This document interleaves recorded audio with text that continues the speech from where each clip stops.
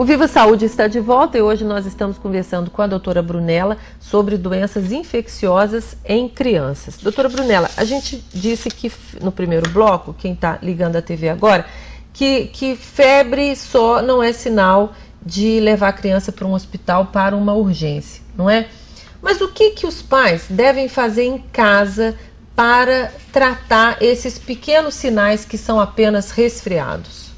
Então, bom, é importante a gente entender que, claro que quando a gente fala que não é, né, o resfriado não é uma doença grave, mas ele também não deve ser negligenciado ou ignorado. Então, vai ter um acometimento do estado geral, vai ter um prejuízo na alimentação, a criança vai ficar incomodada, ou porque o nariz entope, ou porque ela está tossindo, ou porque ela tem dor de cabeça, ou porque ela tem febre.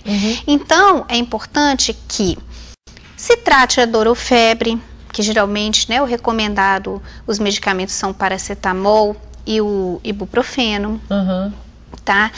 Se faça a higiene das narinas dessas crianças, então a gente geralmente recomenda a instilação nasal com soro fisiológico. O que é isso? É lavagem? É a lavagem das narinas com soro fisiológico. Às vezes as mães têm medo da criança afogar, porque incomoda, porque é desconfortável, porque a criança não gosta, a criança não deixa, mas é necessário. Como é que é feito?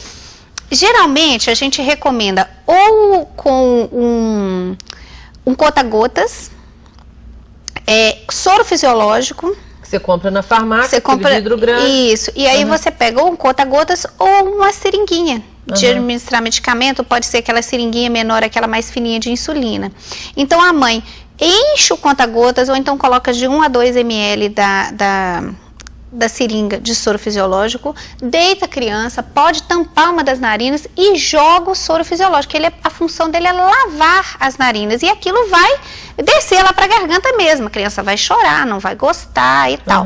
Mas aí se repete o procedimento na outra narina. Isso não causa risco nenhum, quantas vezes for necessário. Isso faz bem para a criança? Sim, porque o importante aí é a remoção da secreção que vai ficar acumulada. Então, com isso se melhora a tosse, a obstrução nasal, que vai dar desconforto para a criança, e se diminui os riscos de complicações que podem, né, vir associadas a esses quadros de resfriado comum. É um procedimento muito simples que não custa fazer, todo mundo pode fazer em casa de uma forma bastante tranquila. Agora, a gente já viu a febre. E a questão da tosse? Tosse é para se levar para o médico? Até que ponto é suportável? Não, a tosse, ela é um mecanismo de defesa do organismo. Então, assim, em nenhuma hipótese a gente deve utilizar e prescrever, assim, indiscriminadamente, antitussígeno, remédio para sedar a tosse, xaropes em geral. Mesmo xaropes que são expectorantes, que são para fluidificar, né, as secreções, que são os mecanismos de ação deles, a gente também deve levar em consideração que existe um custo, o risco de algum efeito colateral, ainda não há uma eficácia comprovada. Então, além do risco de repente ter-se mais medicamentos em casa e a criança vai lá e acidentalmente toma o vidro do remédio, porque isso não é raro de acontecer. Então, a gente deve pensar que o importante no tratamento das infecções, né, os resfriados comuns, é manter a hidratação da criança, que é o melhor fluidificante, que existe, bastante suco, líquido, amamentando, manter o aleitamento materno, reforçar esse aleitamento materno, lavar as narinas com soro fisiológico com muita frequência, claro que preferencialmente antes de uma refeição, por causa do desconforto, né? Tratar dor ou febre com os medicamentos apropriados e realmente observar esse prazo, observar como é que está a evolução da criança e tal. Agora, tem que ter calma, né? Tem que ter calma. Para ser pai e mãe tem que ter, né, esse equilíbrio emocional, é fundamental, porque às vezes até uma mãe muito ansiosa gera muita ansiedade na criança também. Sim, né?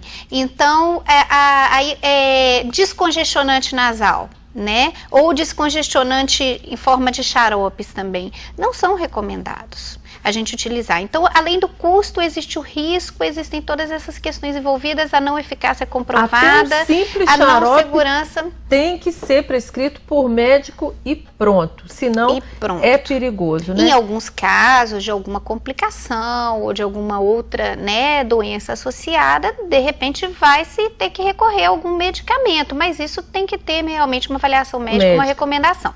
Outra coisa importante que eu queria ressaltar aqui também é a questão da secreção nasal. Ah, mas está com aquele catarro verde.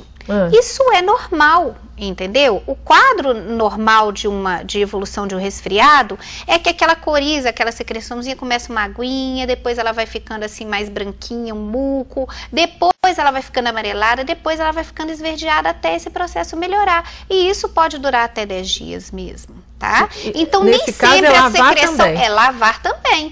E nem sempre não quer dizer que o aspecto da secreção signifique que tem uma infecção, que tenha, né, bacteriana, que tenha que tomar um antibiótico, tá? Agora, aqueles quadros de resfriado que passou mais que 10 dias, a criança persiste com tosse, ou piorou a tosse, ou passaram-se 4 dias, ressurgiu febre, ou mantém febre, ou a criança evolui com piora clínica, não está aceitando líquidos, está prostrada. Esses quadros, eles devem ser avaliados. Então, a mãe não vai deixar de tratar a criança, só que ela vai observar a evolução e procurar o atendimento realmente. Eu acho que essa questão da participação ativa dos pais, isso é muito importante, essa questão da conscientização mesmo das famílias. Então, de não correr para o médico à toa. Às vezes até, por exemplo, levando, como você disse no primeiro bloco, para um hospital, porque teve um primeiro pico febril, porque teve um risco, né? Porque existe um risco de, né, outras doenças, outras complicações. E você está falando sobre esse compromisso dos pais e essa questão do ambiente. O que os pais podem fazer em casa ou na escola? Porque criança adoece muito em creche, né? O que pode fazer em casa para evitar resfriado ou pelo menos para, num quadro de resfriado, melhorar a saúde da criança então naquele período? Então existem assim, alguns fatores que a gente considera assim, fatores agravantes de resfriados, de infecções respiratórias. Existem outros fatores que são fatores de risco mesmo. Então assim, a prematuridade é um fator de risco para criança ter mais infecções respiratórias. Criança que nasce prematura antes dos 9 meses, tá? A questão de ter um irmão mais velho em casa, também com menos de 5 anos, também já é um fator de risco para aquela criança menor, porque ele tem contato com outras crianças, essa outra criança também adoece e traz essas infecções, esses vírus para dentro de casa. A questão do cigarro, né? Então, a criança como tabagista passivo, tá? Então, isso é muito importante, é um fator de risco, assim, muito importante. Fumar dentro de casa, nem pensar. Perto de criança, jamais, nem pensar. Jamais. É uma falta mesmo de compromisso com a criança, né? Eu acho. Então, assim, tem essa questão. A questão da interrupção do aleitamento materno, né, precocemente, porque a criança ainda não deu tempo de desenvolver e amadurecer seu sistema imunológico, e aí ela recebe aquela proteção pelo aleitamento materno. Então, aquela interrupção com menos de 6 meses de vida do aleitamento materno também é um fator de risco para essa criança adoecer mais. A questão das vacinas, que devem estar sempre em dia. Então, isso é extremamente importante também para diminuir o adoecimento das crianças, né? E tirar da creche. Falei da creche. Tirar da creche quando? Quando não tem que realmente tratar em casa? Então, a creche, eu acho que assim, cada caso é um caso, né? Então, por exemplo, a gente sabe que normalmente a criança estando ou não na creche, ela pode adoecer de 8 a 10 vezes por ano esses resfriados comuns, né? Então, claro, de repente lá em casa poderia ter um pouco menos, ter uma frequência menor de resfriados. E tanto lá na creche ela poderia ter uma frequência um pouco maior, né? Mas eu acho que aí depende das complicações que vêm associadas a isso. Então, se é uma criança que de repente tem o seu estado agravado porque começou a ter outras infecções, né, por conta disso, otites ou infecções de ouvido de repetição, pneumonias, outras complicações, entendeu? Associadas, decorrentes desse processo, Aí eu acho que cada caso tem que ser conversado com a família e ver a questão da viabilidade de retirar da creche. Mas a questão dos resfriados em si não contraindica a criança continuar na creche. Mas está doente, essa criança não deve ir para a creche, porque ela vai passar para todos os coleguinhas. Para as outras crianças e para os adultos cuidadores também, que vão para a casa deles e também, né? Então vira uma rede. E é assim que se dissemina uma doença e os vírus, né, vão passeando por aí. Então a criança está doente, ela deve ser interrompida, aquela atividade da creche deve ser interrompida até que ela se restabeleça e retorne. Em geral, um vírus dura quanto tempo? Um resfriado é para durar quanto tempo? O resfriado, então, a questão de períodos assim, de queda de estado geral, né, alguma coisa, febre, geralmente 72 horas. Tosse pode durar em torno de 10 dias, a tosse pode durar.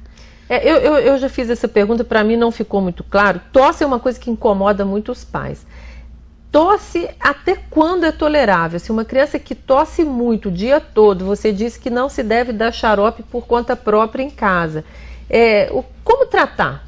Aí eu acho que é o seguinte, se realmente essa tosse está incomodando a criança, ela não está dormindo, né, durante o dia, tosse, vomita, né, a tosse está importante, eu acho que essa criança tem que ser pelo menos avaliada, porque de repente ela tem alguma outra coisa associada. Então, às vezes uma criança que é asmática, né? Ou, por exemplo, aquela tosse que passou de 10 dias de evolução, pode ser uma sinusite. Que é uma das complicações, né, bem frequentes, que é uma complicação bacteriana do resfriado comum. Então, simplesmente a persistência de tosse. Aí tem que ser reavaliado, procurar o atendimento médico, evitando-se sempre a questão de ir espontaneamente ao hospital, tá?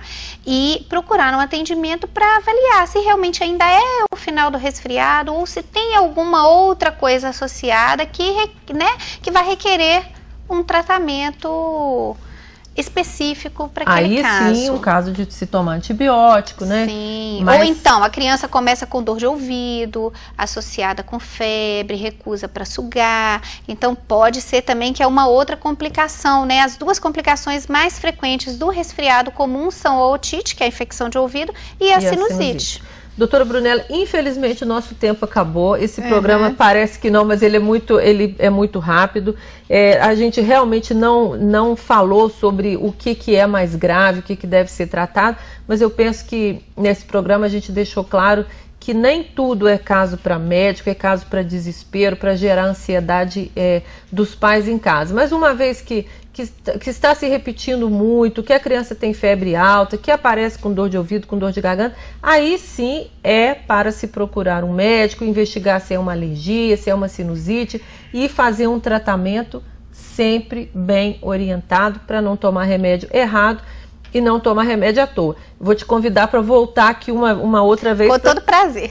Quem sabe para a gente falar sobre realmente os casos que são necessários esse acompanhamento, principalmente para crianças pequenas. Muito obrigada pela sua presença aqui. Aceita nosso convite de volta, por favor. Obrigada.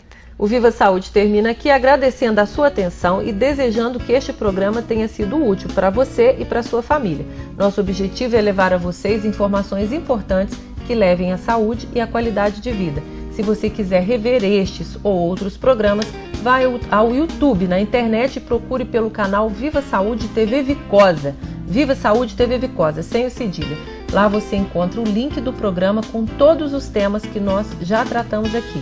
Nós também queremos a sua opinião sobre o programa. Mande suas dúvidas e sugestões para o nosso e-mail. Anote aí, Viva Saúde, tudo junto, vivasaúde@ufv.br. Não deixe de participar. Uma semana com muita saúde e paz para todos nós. Nós nos vemos na semana que vem. Até lá.